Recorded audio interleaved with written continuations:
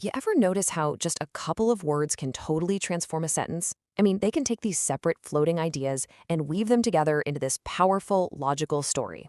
Well, today we are going to unlock that power. Okay, just look at this. On the left, you've got two simple facts. The rain started, Sam stayed home. It works, sure, but it's a little robotic, right? A bit choppy. Now look at the right. Sam stayed home because of the rain. Ah, so much smoother. It doesn't just list things, it actually shows you the connection between them. It tells a real story. So, what's the secret sauce here? What is the magic that makes that second sentence so much better? It all comes down to these special little words called connectives. They're kind of like the glue for our ideas. Okay, let's dive into this. All right, first up, we're going to build some logical bridges. This is all about connecting an action to its reason or a cause to its effect.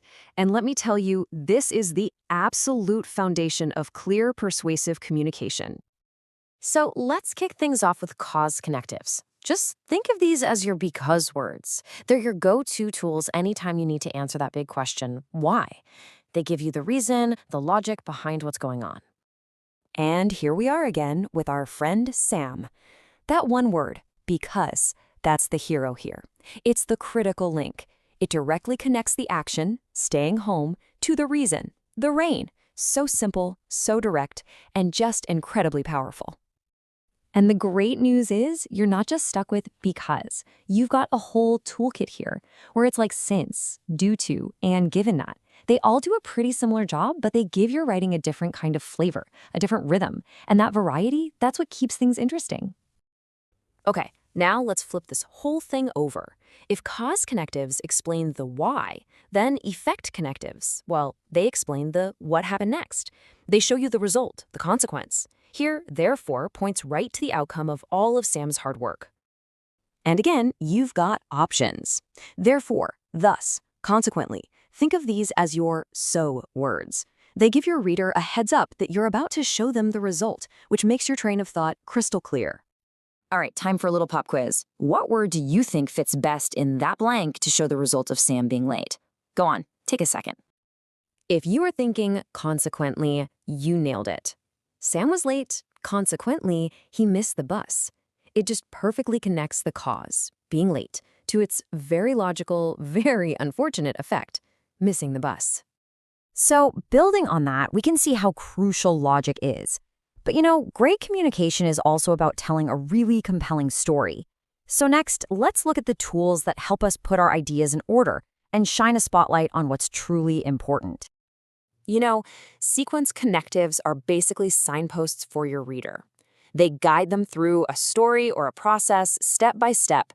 When you use words like firstly to start and finally to end, you create this super clear, easy to follow path for them. And here's the whole lineup of your sequencing tools. It doesn't matter if you're giving instructions, telling a story, or building an argument piece by piece. These words are what create order and make sure your reader never gets lost. Okay, but what if you want to make a point that really, really stands out?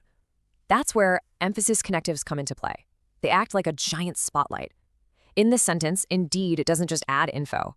It cranks up the volume on the idea that Sam is hardworking by giving us some serious proof. Words like in fact and above all are like grabbing your reader and saying, hey, pay attention. This part right here is a big deal. They add weight and power to what you're saying, making your message hit so much harder. Let's try one more. You're saying Sam is kind. Which word can you drop in there to really prove your point and make it stick?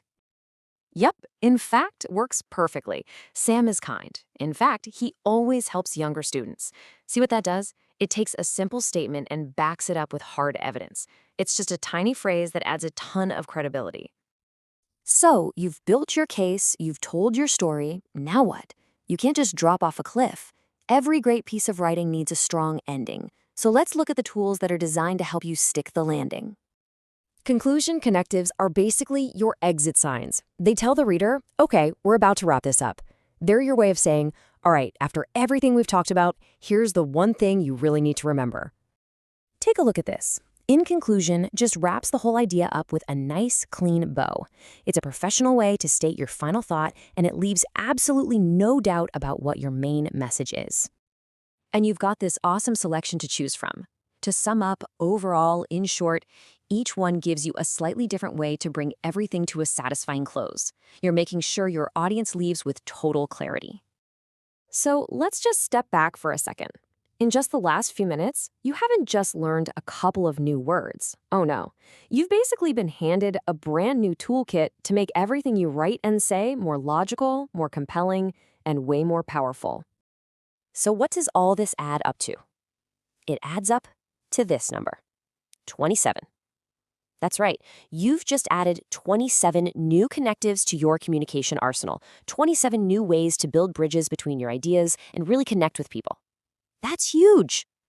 Look, this isn't just some abstract lesson. This is a real practical skill. So the question I want to leave you with is this.